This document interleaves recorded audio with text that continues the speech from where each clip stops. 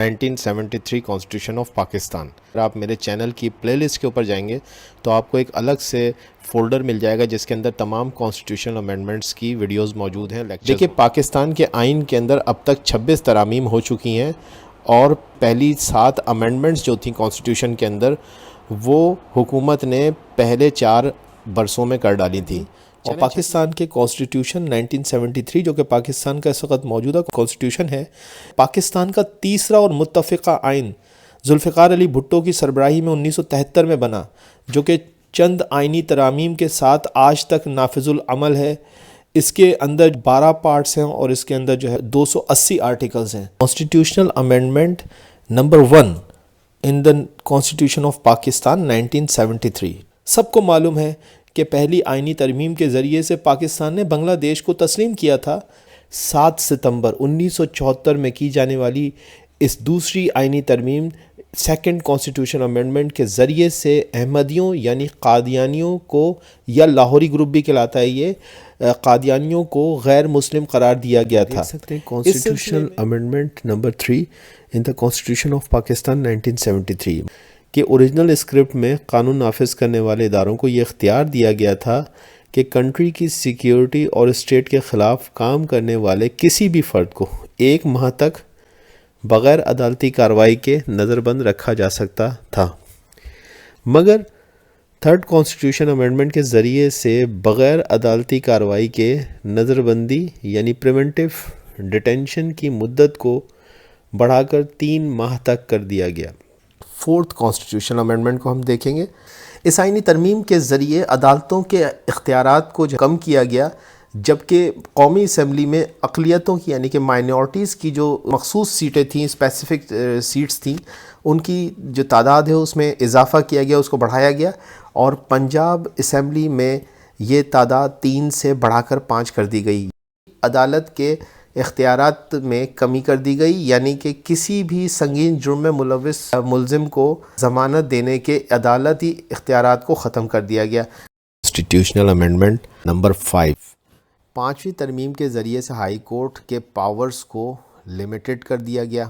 پاکستان کی تمام provincial high courts, ان سے وہ تمام اختیارات پاورز واپس لے لیے گئے جن کی مدد سے کوئی بھی جوڈیشری کسی شخص کے بارے میں بنیادی انسانی حقوق کے بارے میں فیصلے کر سکتی تھی.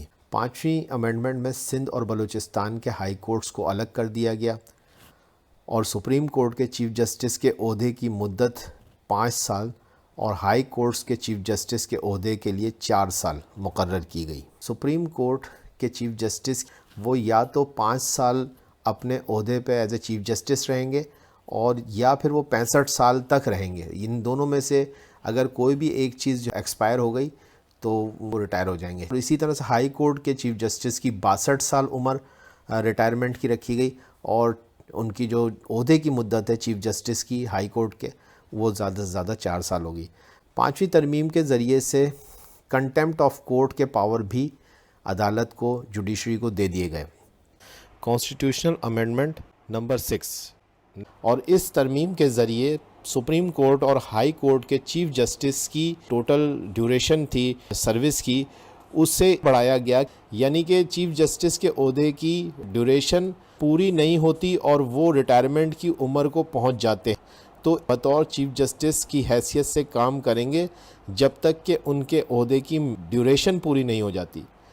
ٹاپک کا نام جو ہے وہ 7th کانسٹیٹیوشنل امینڈمنٹ ان پاکستانی. 1977 میں 7th کانسٹیٹیوشنل امینڈمنٹ کے ذریعے سے ریفرینڈم کا قانون متعارف کرانے کے لیے اسے پیش کیا گیا. یہ کانسٹیٹیوشنل امینڈمنٹ 1977 کے جنرل الیکشن کے بعد پیش کی گئی، جن الیکشنز کو اپوزیشن نے دھاندلی زدہ قرار دے کر ریجیکٹ کر دیا تھا. اپوزیشن نے صرف اور صرف استعفے کا مطالبہ کیا. بھٹو نے ان کو جواب دیتے ہوئے ریفرینڈم کی بہرحال ریکمنڈیشن پیش کی تاکہ عوام ان کے استعفے کے بارے میں رائے دے سکیں. اس کانسٹیٹیوشنل امینڈمنٹ کو پریکٹیکلی کبھی بھی استعمال نہیں کیا جا سکا.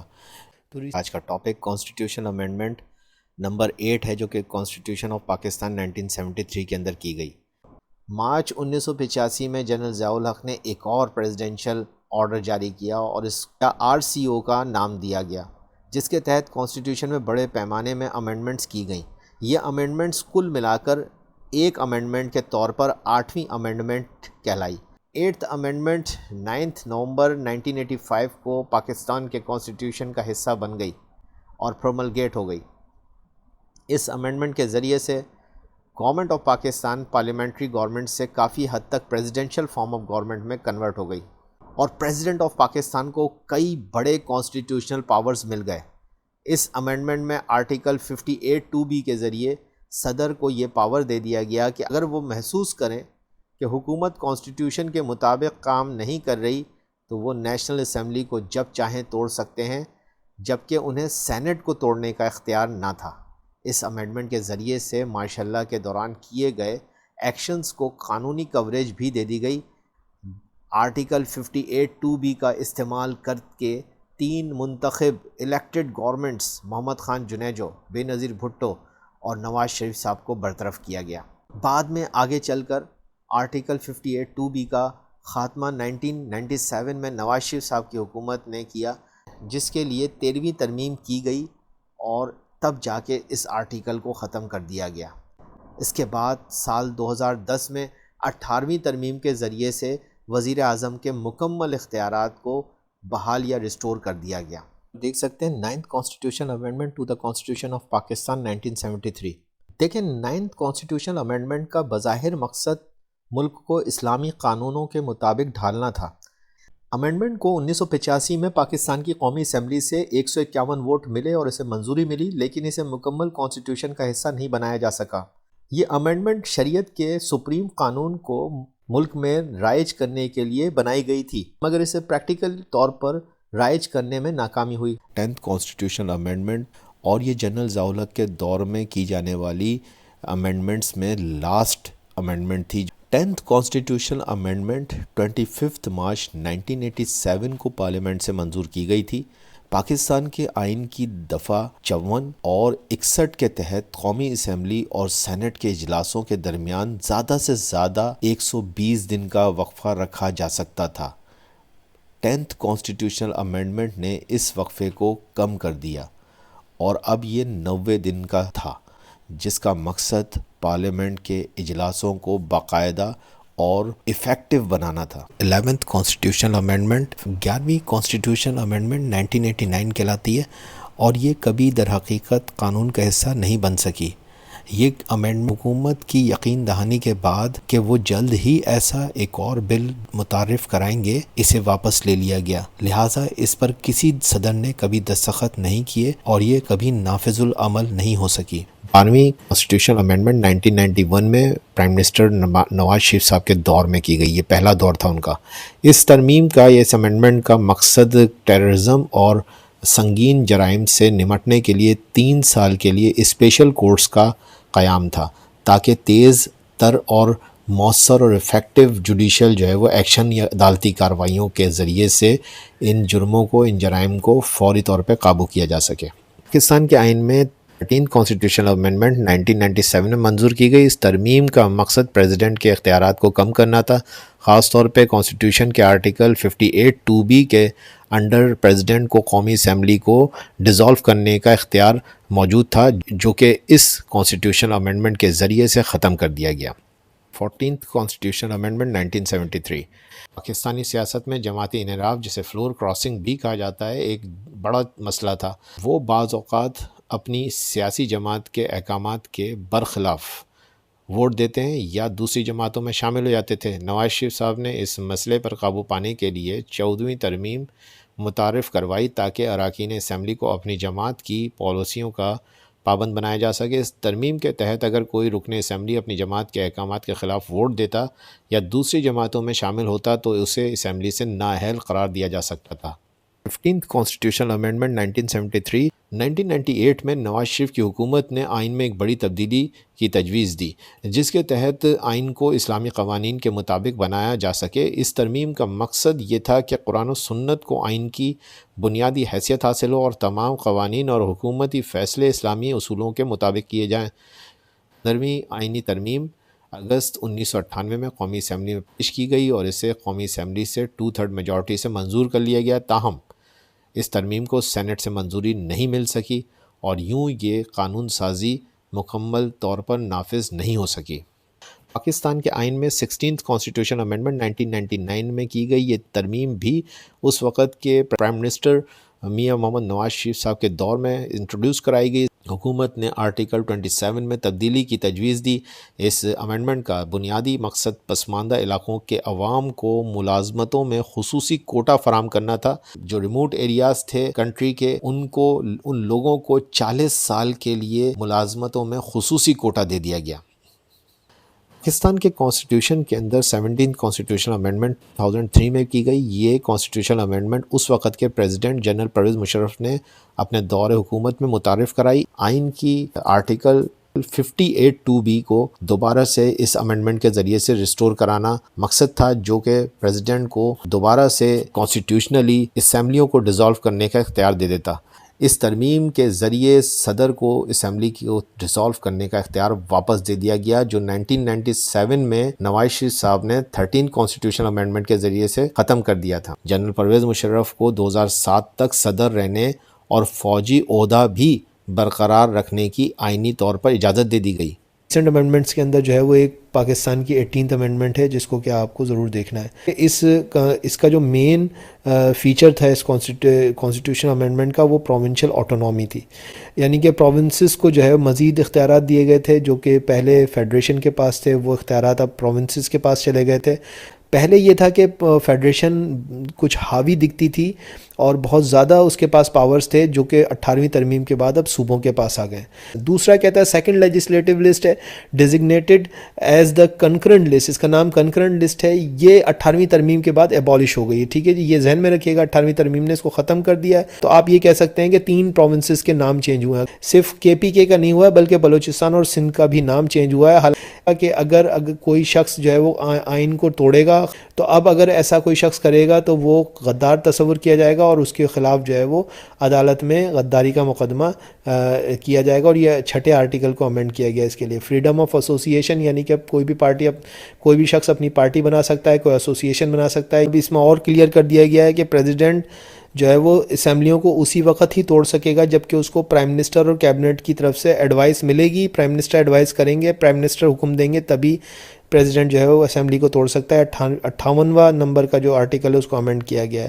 Provincial assemblies are bound to establish local government, judicial commission بنایا جائے گا، اس میں جو ممبران ہوں گے وہ مختلف وہ ڈیزائن کیے ہوئے، وہ آپ ڈیٹیل میں پڑھ لیجیے گا۔ وہ ممبران جو ہیں وہ طے کریں گے کہ کس طریقے سے اور کون کون سپریم کورٹ کے جج ہوں گے، ہائی کورٹ کے جج ہوں گے، فیڈرل شریعہ کورٹ کے، یہ پاکستان کی اپیکس کورٹس ہیں۔ ان 19th amendment in the constitution of Pakistan 1973 کیا تھی؟ اعلیٰ عدلیہ کے ججوں کی تقرری کے طریقہ کار میں تبدیلی اس ترمیم سے ممکن ہوئی۔ سب سے نمایاں اعلیٰ عدلیہ کے ججوں کی نامزدگی کے لیے چیف جسٹس کی قیادت میں قائم جوڈیشل کمیشن میں سپریم کورٹ کے 2 سینئر ججوں کی تعداد کو بڑھا کر 4 کر دیا گیا۔ تو 19ویں ترمیم میں آئین کی 6 شقوں میں 26 امینڈمنٹس کی گئیں۔ اس میں جوڈیشل کمیشن میں سپریم کورٹ کے 2 سینئر ججوں کے بجائے 4 جج صاحبان کو شامل کیا گیا۔ اب جوڈیشل کمیشن کے ارکان کی تعداد 7 سے بڑھ کر 9 ہو گئی۔ 18ویں ترمیم کے تحت صوبائی بار کونسل جوڈیشل کمیشن میں 1 سینئر وکیل کو نامزد کرتی تھی، لیکن اب 19ویں ترمیم کے بعد 15 برس تک ہائی کورٹ کی پریکٹس کرنے والے وکیل کو نامزد کرنے کی پابند ہوگی۔ آئین کی شق 182 میں بھی ترمیم کے ذریعے اعلیٰ عدلیہ میں ایڈ ہاک ججوں کی تعیناتی کا اختیار چیف جسٹس سے واپس لے کر عدالتی کمیشن اور پھر حتمی منظوری کے لیے صدر کو بھجوانے کی ریکمنڈیشن کی گئی۔ 20th کانسٹیٹیوشن امینڈمنٹ کے ذریعے سے یہ طے کر لیا گیا کہ جب بھی پاکستان میں جو ہے وہ اگلے الیکشن ہوں گے تو اس کے اندر کیئر ٹیکر گورنمنٹ کس طریقے سے آئے گی، اور اس کا بیسک جو پروسیجر ہے وہ یہ ہے کہ جو گورنمنٹ اس وقت کی ہوگی وہ اور جو اپوزیشن بینچوں کے اوپر جو لوگ ہوں گے وہ دونوں مل کے، یعنی کہ اپوزیشن لیڈر اور گورنمنٹ لیڈر جو ہے وہ دونوں، پرائم منسٹر اور اپوزیشن لیڈر جو ہے وہ مل کے اس بات کا فیصلہ کریں گے کہ کیئر ٹیکر گورنمنٹ کون ہوگی۔ جو انتخابات ہارنے والی جماعت یہ الزام عائد نہیں کر سکے گی کہ انتخابات میں دھاندلی ہوئی، نگران وزیر اعظم کا نام، کیئر ٹیکر پرائم منسٹر کا نام جو ہے وزیر اعظم اور اپوزیشن لیڈرز جو ہیں وہ مل کے 3 دن کے اندر جو ہے وہ پرپوز کریں گے۔ ترمیم کے ذریعے سے الیکشن کمیشن کے ارکان کی مدت 2 سال سے بڑھا کر 5 سال کر دی گئی، یہ بہت امپورٹنٹ چیز، جبکہ چیف الیکشن کمشنر کے عہدے کے لیے عمر کی حد 68 ایئرز اور جو اراکین ہیں، ممبرز ہیں، ان کی عمر کی حد جو ہے وہ 65 ایئرز جو ہے وہ کر دی گئی۔ الیکشن کمیشن کے ہر صوبے سے 4 ممبران ہوں گے اور چیف الیکشن کمشنر کی تقرری پارلیمنٹری کمیٹی جو ہے وہ کرے گی۔ کمیشن کے اراکین کو ہٹانے کا طریقہ کار سیم وہی ہوگا جو سپریم کورٹ کے ججوں کا ہوتا ہے، اور ان کی جو مدت ملازمت ہے وہ اس کو آئینی تحفظ حاصل ہوگا، کانسٹیٹیوشنل جو ہے پروٹیکشن اس کو ہوگی۔ پریزیڈنشل الیکشن کا جو سارا مینجمنٹ ہے وہ بھی الیکشن کمیشن آئندہ سے کرے گا۔ اسی طریقے سے وومنس سیٹس جو ہیں جب وہ خالی ہوں گی تو اس پر امیدوار جو ہیں وہ انتخابات کا اختیار متعلقہ جماعت کا جو سربراہ ہوگا وہ کرے گا، ٹھیک ہے جی۔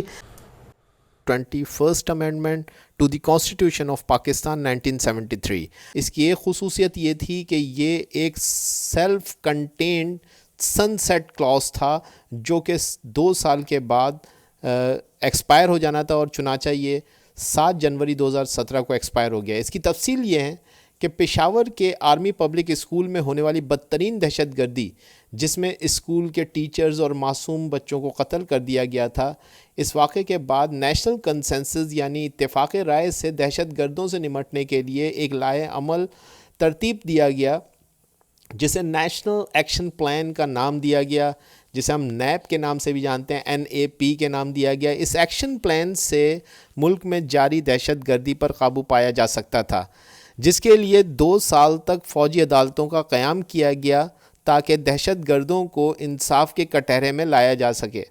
22ویں ترمیم آئین کے اندر جو ہوئی اس کے حوالے سے ہم اس دفعہ دیکھیں گے۔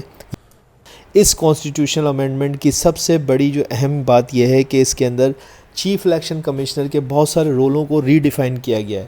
22ویں آئینی ترمیم کے ذریعے الیکشن کمیشن ممبران کے تمام اختیارات ختم کر کے تنہا چیف الیکشن کمشنر کو سیاہ و سفید کا مالک بنا دیا گیا۔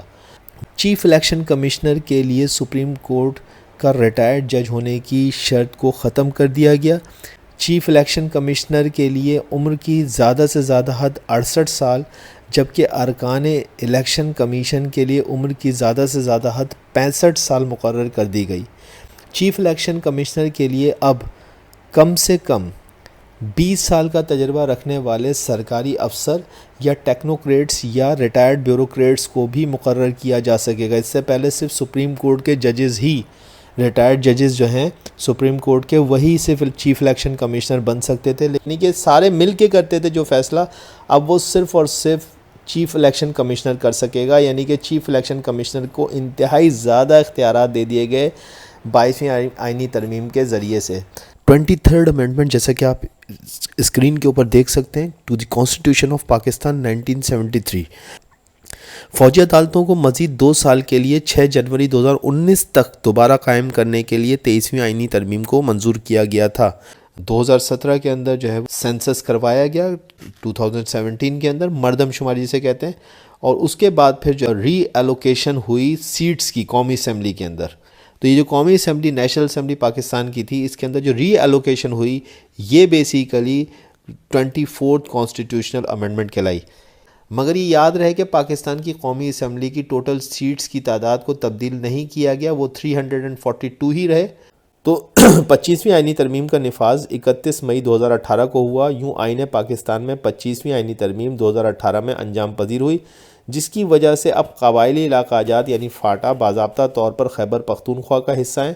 25ویں آئینی ترمیم نے FCR نامی قانون کو ختم کیا، جسے اکثریتی مقامی آبادی سابقہ انگریز حکمرانوں کا کالا قانون سمجھتی تھی، اور یوں سپریم کورٹ آف پاکستان اور پشاور ہائی کورٹ کی جورسڈکشنز اب قبائلی علاقہ جات یعنی ایکس فاٹا تک ہو چکی ہیں۔ آئین پاکستان میں 26ویں امینڈمنٹ 2024 20 اکتوبر 2024 کو سینٹ اور قومی اسمبلی سے منظور کرائی لی گئیں۔ پاکستان کی 2024 کی 26ویں کانسٹیٹیوشنل امینڈمنٹ کے حوالے سے کچھ الجھنیں پیدا ہوئی ہیں، کیونکہ 2019 میں بھی ایک امینڈمنٹ اسی نمبر کے انڈر کرائی گئی۔ موجودہ نئی 26ویں کانسٹیٹیوشنل امینڈمنٹ 2024 کا مقصد جوڈیشنل ریفارمز ہے اور ججز کی اپائنٹمنٹ کے طریقہ کار اور کچھ پاورز کو سپریم کورٹ سے فیڈرل کانسٹیٹیوشن کورٹ میں ٹرانسفر کیا جا رہا ہے، جبکہ 2019 میں ہونے والی 26ویں کانسٹیٹیوشنل امینڈمنٹ 2019 کا تعلق فاٹا قبائلی علاقوں کے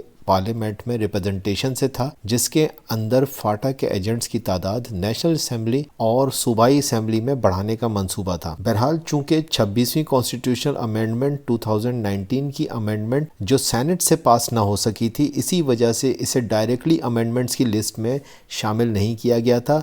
شاید یہی وجہ ہے کہ جب موجودہ 26ویں کانسٹیٹیوشنل امینڈمنٹ جو کہ اکتوبر 2024 میں سینٹ اور قومی اسمبلی دونوں سے پاس ہو گئیں، تو اسے ہی 26ویں کانسٹیٹیوشنل امینڈمنٹ کے طور پر اب گنا جا رہا ہے۔